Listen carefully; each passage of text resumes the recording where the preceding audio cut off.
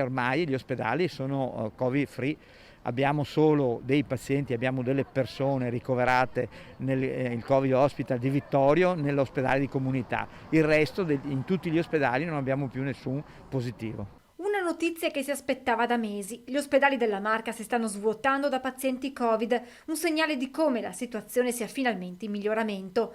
Merito soprattutto della campagna vaccinale, che ora potrebbe aprire anche ai più giovani nella fascia 12-15 anni, un ulteriore passo in avanti che la dirigente scolastica regionale Carmela Palumbo ha definito indispensabile per la ripartenza delle lezioni a settembre.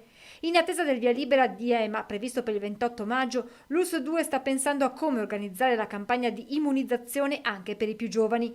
L'ex Maber di Villorba e il Palasport di Ponte di Piave potrebbero diventare le due sedi di riferimento per questa fascia d'età.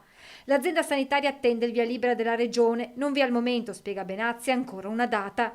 Il presidente Zaia nei giorni scorsi aveva spiegato come le prenotazioni per gli over 40 restano aperte fino al 16 giugno, aggiungendo anche che se dovessero rimanere molti posti disponibili, la regione potrebbe procedere con un libera tutti, ovvero con le vaccinazioni per la restante popolazione, dunque anche per gli adolescenti. Ci organizzeremo addirittura con un paio di punti tipo Ponte di Piave e Treviso, quindi per fare le vaccinazioni fino alle ore 24, in modo tale da riuscire a prendere sia chi lavora sia i giovani che magari dopo vanno a Jesolo, vanno in giro.